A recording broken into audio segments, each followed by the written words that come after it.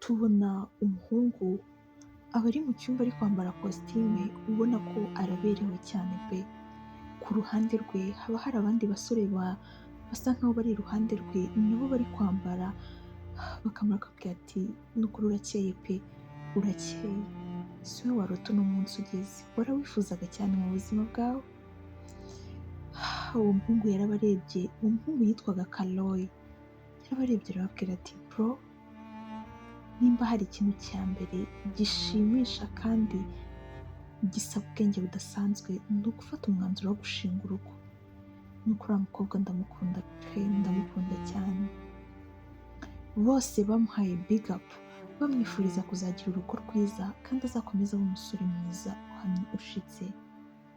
Ku rundi ruhande batwereka umukobwa mwiza cyane aba ari kwambara, ubona ko bari kumwambika ikanzu nziza y'agatimba, iruhande rwe naho haba hari abakobwa bicaye bari gutera story, bareba uburyo uwo mukobwa ubari iruhande ari kwambara, babona uburyo aberewe.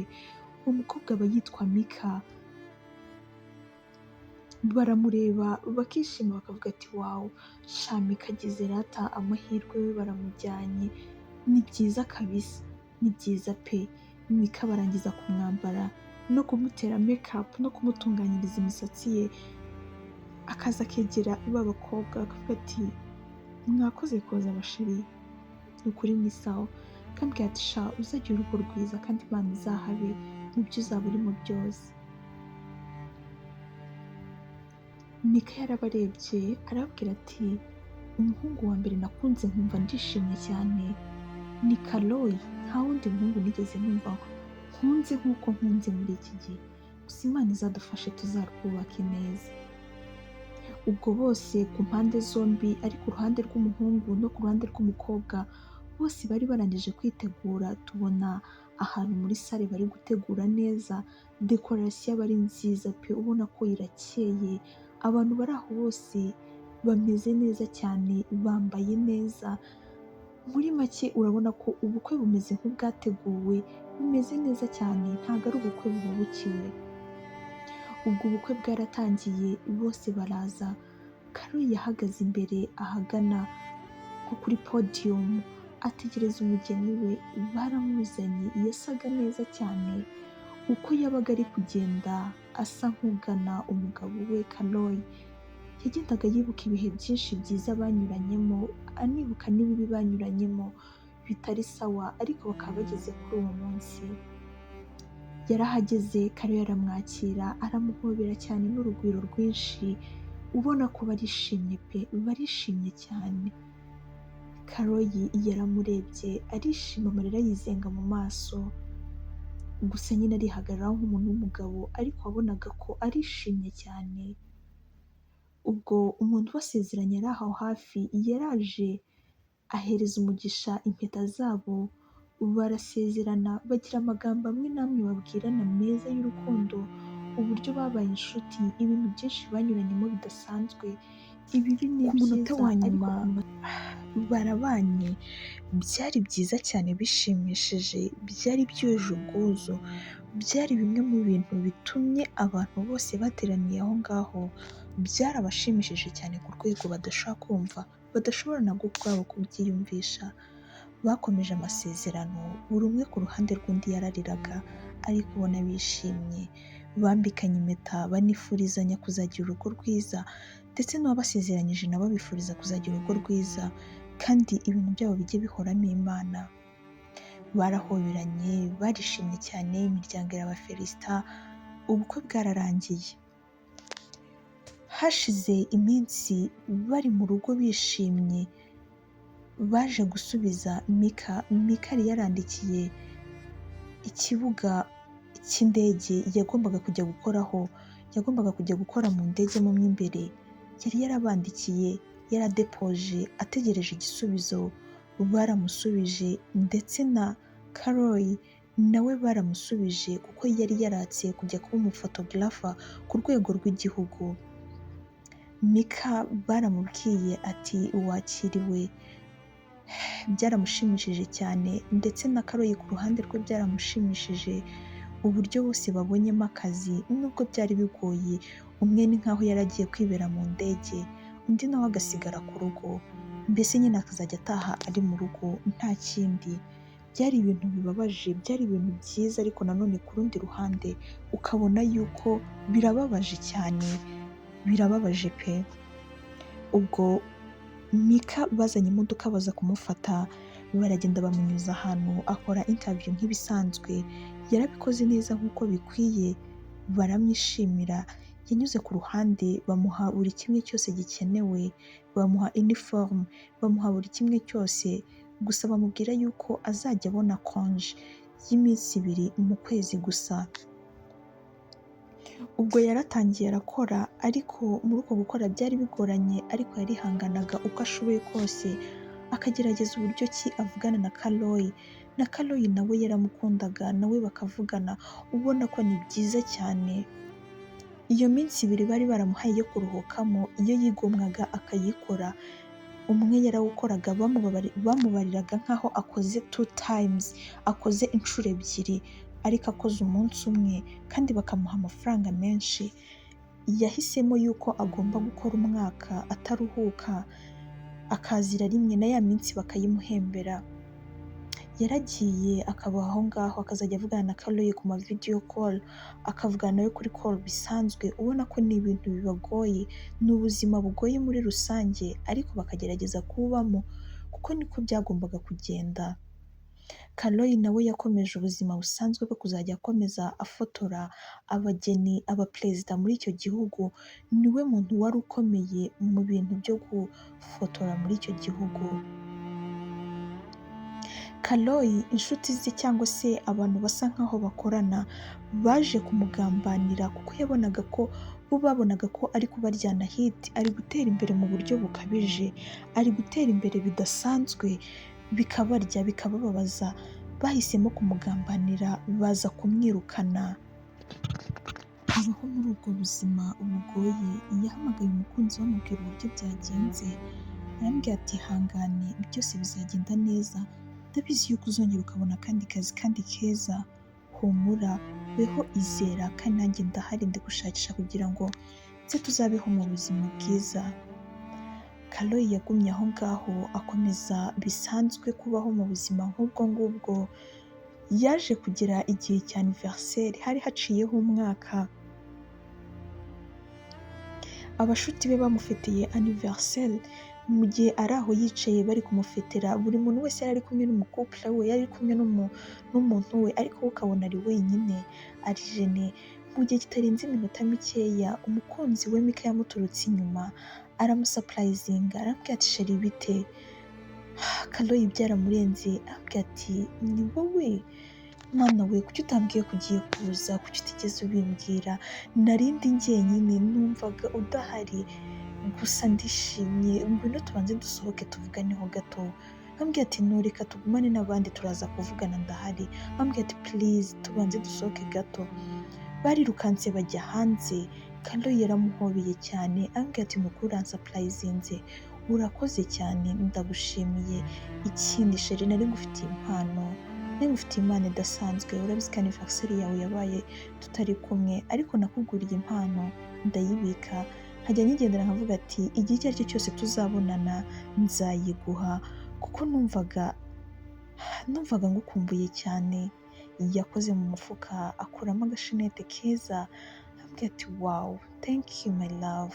Ubwo yarahindukiye afatira imisatsi hejuru, Kaloyi amwambika ishenete, byari byiza biryoshye, aramuhobera barishima. Basubiyemo imbere mu kirori, baragenda barakomeza baraganira nk'ibisanzwe, birakomeza ubona ko biraryoshye nta kintu bitwaye. Ikirori cyararangiye, Mika na Kaloyi baratashye, bakomeje kuganira ubona ko barishimanye. Ambwira ati sheri uno munsi ndafata icyumweru cyose ndi hano turi kumwe. Ambwira ati wawu ko wafashe iminsi myinshi. Ambwira ati uzi ko maze umwaka wose nkora. Bampaye ikiruhuko cyo kuruhuka icyumweru basi. Muri icyo cyumweru barakimaranye, bajya ahantu bajya gutembera, bamaranayo igihe baratembera ahantu hose, ubona ko barishimye. Mika yaramurebye aramubwira ati sheri ujya wibuka amasezerano twagiranye nubwo gukundana urukundo rwa kure bigoye ariko njye ndagukunda kandi mpora nkipinga promise twahanye cyagiye mu rusengero kandi buri gihe mpora nzirikana yuko ndi umugore nubwo ntarabyara ariko nzirikana yuko ndi umugore wa Kaloyi iteka ryose ndagukunda cyane. Kaloyi nawe yaramurebye yarebye Mika amufata mu ijosi aramwiyegereza arambwira ati ndagukunda nanjye urabizi ko nanjye nubwo tutari kumwe mpora nkipinga our promise mpora nkipinga everything mpora ibintu byose mpora mbicunga neza kandi nkirinda ko hagira mistake n'imwe iba kuko ndagukunda cyane urabizi.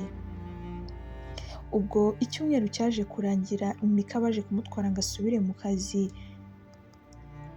yasubiye mu kazi ubona ko arababaye cyane ntabwo yishimiye pe kuba asize umugabo we ndetse n'umugabo we ntabwo yishimiye yuko amusize gusa nyine kwari ukwihangana.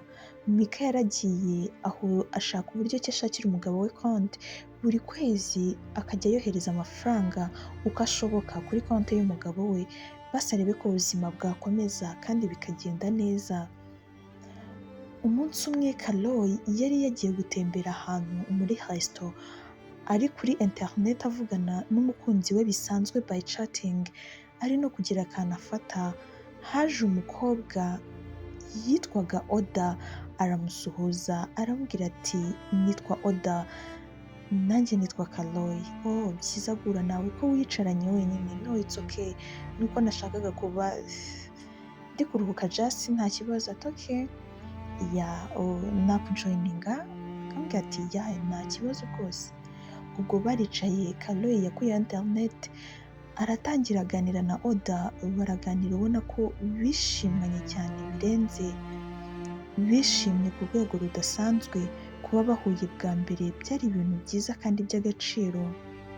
Ubwo abashuti ba Kaloyi bari baje nabo baje kurira muri iyo resto bari barimo baramubona ati wow Kaloyi noneho turabona yabaye umuntu muzima. Ubwo barakomeje barigendera biciye siri Kaloyi ntiyamenye ibyo ari byo. Ubwo yarakomeje aganira na Oda birarangira bahanye contact buri wese acukwe n'undi acukwe barataha.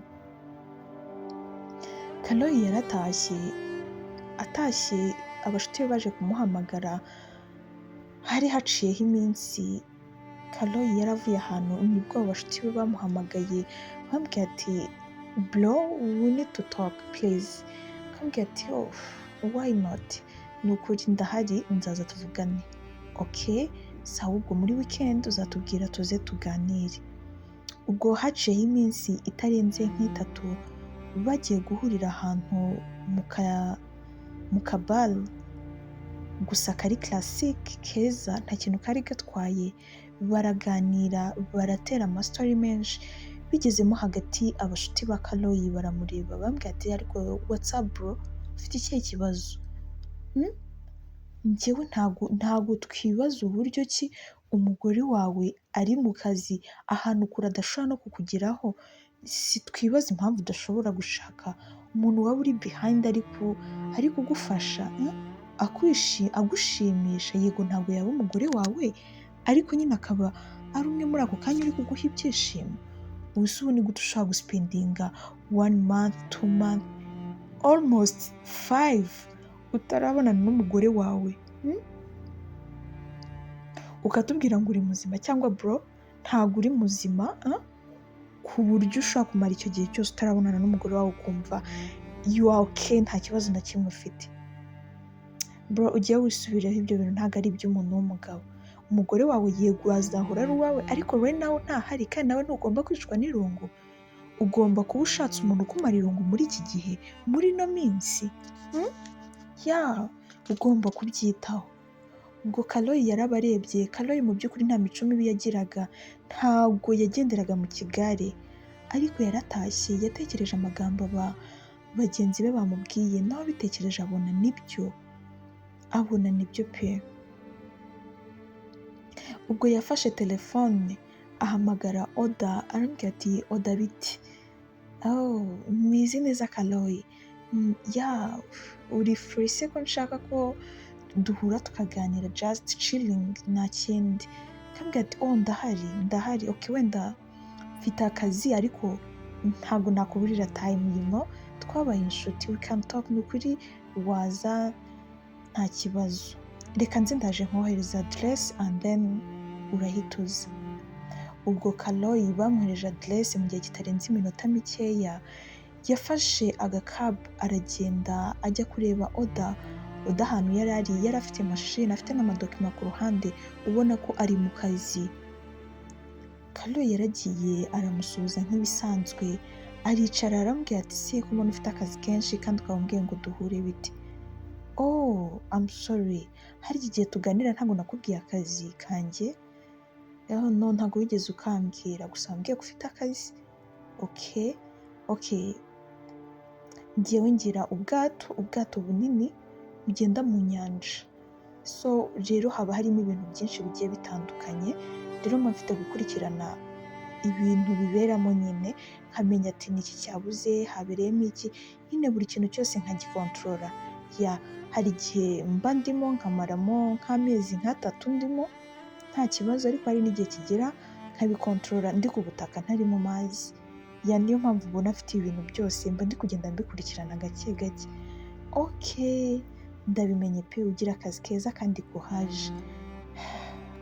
Urakoze cyane Kaloyi uri umuhungu mwiza kabisa ni ukuri pe. Ubwo barakomeje baraganira gusa Oda yarabibonye yuko afite kuba asitopinzeho ibintu ari gukora akabanza akaganira na Kaloyi. Yaganiriye na Kaloyi ikiganiro kiba kirekire cyane ubwo ngubwo aho hantu bari ni naho Oda yabaga yari muri hoteli nziza niho yari afitemo chambre hafi y'inyanja n'ubundi ubwo ngubwo batumijeho icyo kunywa. Oda yarebye Kaloyi aramubaza ati twafata nka rikeri tukanywa hari icyo bitwaye tukaruhuka mu mutwe si ubyumva hari n'imbeho wenda yadushyushye? Akambwira ati nta kibazo rwose twayifata. Ubwo barariye baranywa baranyweye kuri rwa rwego bageze kuri level yo kuba batakontorora uburyo nyine banyweyeho inzoga barasinze muri make.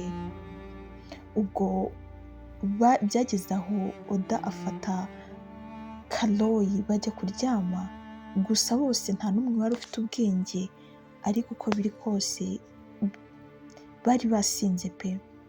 Baragiye bararyamana babyutse mu gitondo bashiduka bose baryamanye mu buriri bumwe bambaye ubusa. Kaloyi ubwoba bwaramwishe yarabyutse ubona ko biramurenze ahita akura amaguru mu buriri yihuta ayashyira hasi yifata ku mutwe avuga ati man ibi ni ibiki nkoze nciye inyuma umugore wanjye hejuru y'ibi bintu koko numvaga ari ukuganira gusa ntabwo numvaga yuko ibi bintu bishobora kugera aha ngaha. Urabona ko biramucanze ariko Oda nta kintu byari bimutwaye wabonaga ntabwo bimutunguye kandi kuba byanabaye nta kintu bitwaye. Kaloyi yarahindukiye areba Oda aramubaza ese Oda ugira umugabo cyangwa ufite sheri? Oda yaramurebye amukora mu mutwe aramubwira ati you have to calm down please wibigira ibintu bya danger nta birenze. Icya mbere ni uko wanshimishije nishimye pe byagenze neza cyane. Kaloyi yakumva ibyo bintu akumva neza isi imuguyeho akumva nyine ntago ari we wabikoze biramurenga cyane. Ubwo barahoberanye bari kwitegura ngo bagende Oda yarebye Kaloyi aramubaza ati harya ufite akazi? Kaloyi aramubwira ati no ntabwo mfite akazi muri ino minsi ariko ndi kugashaka. Akambwira ati ni ukuri wanshimishije sinzi nanjye n'ikintu nakora ngo mushimishe ariko ikintu mfite muri aka kanya ni uko n'ubundi nari ndi kurokirita abakozi bashyashya bajya gukorera mu bwato mo imbere. Ndumva nawe wajyamo ukagenda ukaba manager wawe hari icyo byaba bitwaye gusa uzajya uruhuka iminsi 2 mu mezi 2 muri make ukwezi kumwe ufitemo umunsi umwe n'ukundi ufitemo umunsi umwe ariko nyine ukabikorera rimwe ukwezi kwa kabiri kurangiye. Kaloyi yaramurebye aramubwira ati are you serious? yes I'm so serious, njye naguha akazi nta kintu bitwaye, nyine uri inshuti yanjye, twabaye inshuti, ubu turaziranye, naguha akazi nta kintu bitwaye. Kalo yarishimye, yaramuhobeye, yaramubwiye ati urakoze cyane, nibazaga ahantu nzakura akazi ariko urakoze kumpa akazi. Tugaruke ku ruhande rw'aho twabonye ibitaro.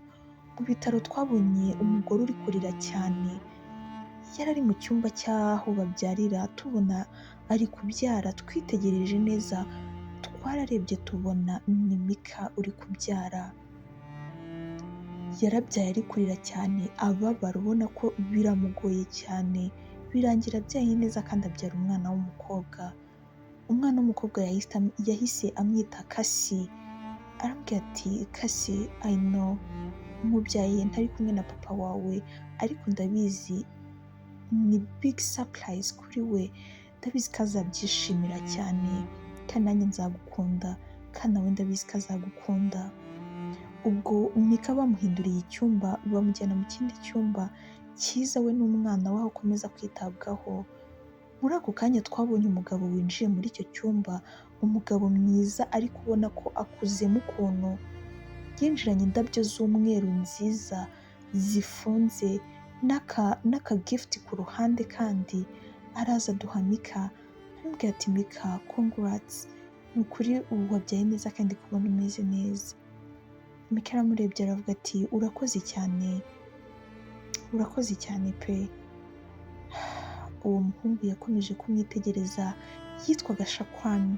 Shakwani yarebye Mika arambwira ati Mika ndabizi ndakuze, ndabizi kandi nawe nubwo ukiri umwana ariko urakuze. Mika you know ndagukunda, ndagukunda nubwo wabyaye umwana utari uwanjye, ariko nta cyambuza gukomeza kugukunda.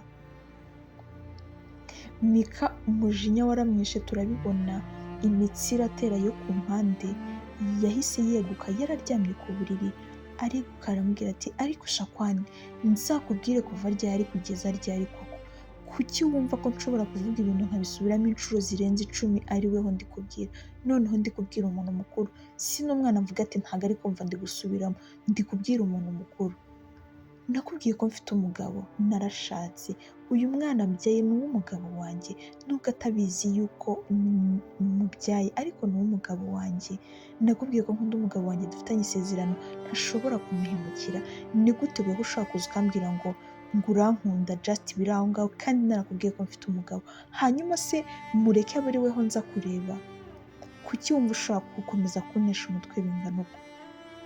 Shakwani yaramurebye, arangije araza aramwegera, amusoma ku gahanga, aramubwira ati ninjye nawe, njyewe ndabizi yuko ngukunda kandi uzaba uwanjye, ibyo byo kumbwira yuko washatse nta na kimwe bindebaho. Yarasohotse aragenda. Mika yariruhukije, aryama ku buriri, areba akana ke, aragasoma, arishima, aramubwira ati Kasi I love you my daughter, ndagukunda cyane, ntabwo ushobora kubyumva uburyo ki ngukunda, uburyo I'm so proud to be your mom, kandi ndabizi ko na papa wawe azaba proud yawe cyane, uri mwiza, oh my god, mana warakoze kumpa umwana mwiza pe, ni mwiza cyane. Ubwo Mika yaje gukira, ahitamo yuko agomba kujya kwereka umugabo we umwana we, umwana babyaranye. Yari afite umushuti bakoranaga mu ndege, yaraje aje kumusura ahantu yari ari, arambwira ati ugiye kujya kureba umugabo, arambwira ati yanjye kujya kureba umugabo, ngende mwereka umwana. Uwo mushuti we aramureba, arambwira ati se urajya kureba umugabo wawe unyuze mu ndege, uri kumva byaba ari sawa ufite n'umwana?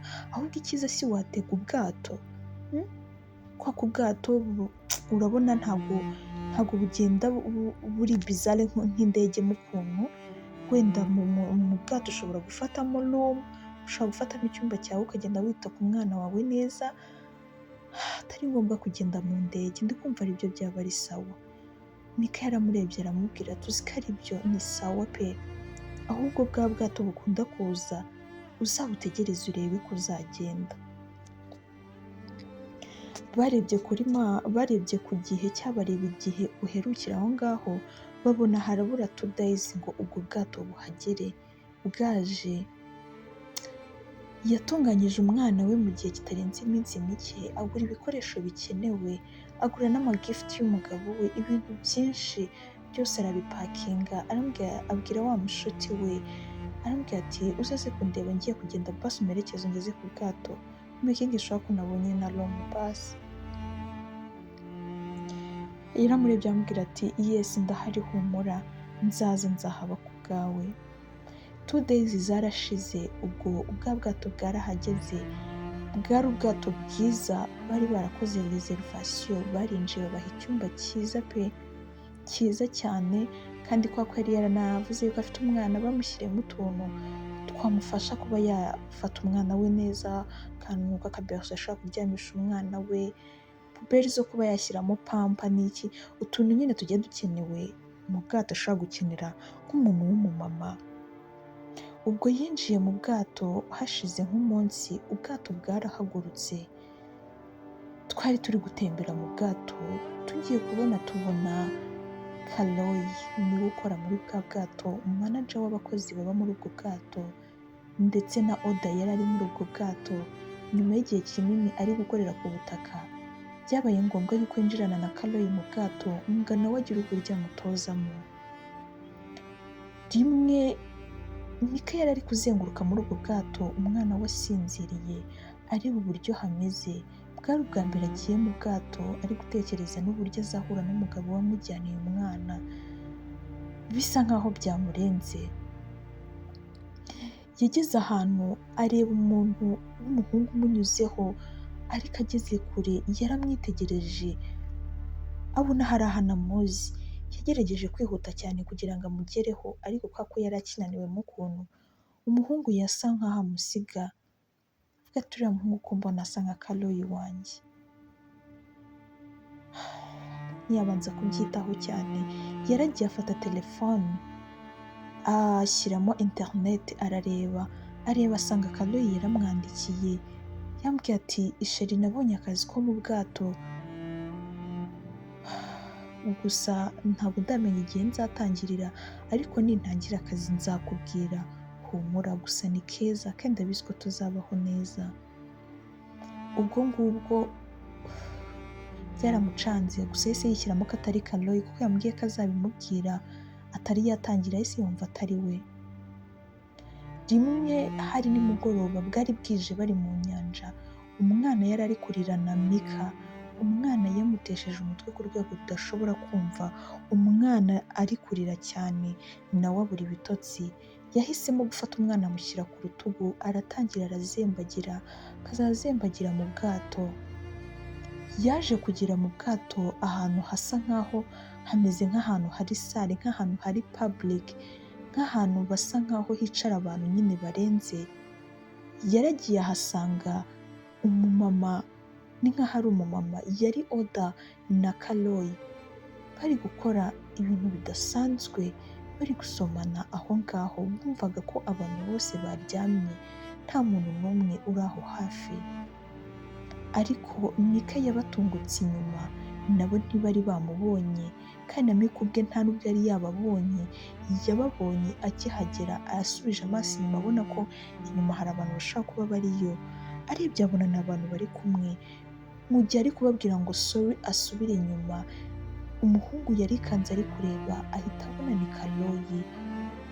Mika yarikanze biramurenga, aravuga ati what? Kaloyi ni wowe? Mika byaramurenze, yarafetinze yikubita hasi, n'umwana akimufite mu ntoki. Kaloyi byaramurenze, ubwoba bwaramwishe. Oda yibajije ibyo ari byo, yibajije ibintu biri kujya mbere biramucanga, aravuga ati what? Kaloyi uno muntu uramuzi se ko mbona afite n'umwana? Kaloyi nawe yabaye nk'ubaye shocked, byaramurenze, aratangira yibaza uwo mwana, aratangira yibaza ibintu byinshi. Gusa Oda yahise amubwira ati reka tubanze tumujyane mo hasi, turebe, tumujyane muri emergency room, tubanze tumukurikirane, ibindi biraza nyuma. Baragiye, muri uko kugenda Mika ntabwo yari ameze neza, yaricuye asanga Kaloyi amwicaye iruhande ateruye umwana. Mika yamwatse umwana yihuse n'umujinya mwinshi, arambwira ati Kaloyi ni gute ushobora kumpemukira? Ni gute ushobora kunkora ibintu nka biriya koko? Urabizi promise wampaye, urabizi ibintu byose wanyemereye, warangiza ugatinyuka ugakora ibintu nka biriya Kaloyi. Kaloyi yabuze ikintu avuga, yari yabuze ikintu avuga nk'umuntu wafatiwe mu cyuho, nk'umuntu wafatiwe mu makosa, nta kintu yari afite cyo kwireguza, nta na kimwe. Yari afite guceceka gusa nta kindi. Yamubajije ijambo rimwe mu magambo yose yavuze, yaramubajije si uwo mwana ni uwande? Mika yaramurebye, arambwira ati nta nubwo ugomba kumenya uno mwana ngo ni uwande. Genda ugumane n'iriya ndaya yawe, nanjye undeke nikomereze ngende. Ariko urampemukiye ntabwo ushobora kubyumva, urambabaje, untakarije icyizere nigeze nkugirira mu buzima bwanjye Kaloyi. Kaloyi amarira yatembye mu maso, Kaloyi byaramurenze ibimubayeho, byaramubabaje cyane, arapfukama arabwira wambabariye, mbabarira unyumve kandi ubyumve neza. Mika yambwira ati nta kintu ufite cyo kunsobanurira, narakwiringiye, naguhaye buri kimwe cyose, narihanganye ngo wabuze akazi nkajya nohereza amafaranga kuri banki, narihanganye kutakubona igihe cyose, ariko wowe nyituye ibi ngibi. Kaloyi urambabaje cyane, urambabaje, gusa Imana yo mu ijuru yonyine niyo izakubabarira, naho njye birandenze. Gusa icyo nakubwira cyo,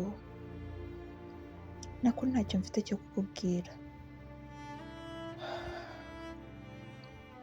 Gusa aho uzaba uri hose uzibuke yuko basi ufite umwana kandi witwa Kasi. Kaloyi byaramurenze avuga ati uno mwana se kuva ryari? Kaloyi yaricaye abara igihe cyose bamubwiye igihe umwana afite, abara n'igihe aherukanira na Mika. Yarabibaze neza neza abona biri kugwamo, abona yuko uwo mwana ari uwe. Yagiye guhobera Mika, Mika yamujugunye nk'iyo hepfo, aramubwira ati Kaloyi ntuzigere ungarukira mu buzima n'umunsi n'umwe, nanjye nzahasoringa njye n'umwana wanjye. Gusa sinkubujije kuza kumureba, sinkubujije gufata inshingano ku mwana wawe, ariko njyewe unyibagirwe mu buzima bwawe. Mika yahise akuramo impeta arayimujugunyira, arambwira ati Kaloyi warambabaje. Mika yarahagurutse aragenda yegera Kaloyi, aramuhobera, amusoma ku itama no ku gahanga, arambwira ati basi uzahirwe mu buzima bwawe kandi uzamenye yuko nagukunze. I love you Kaloyi.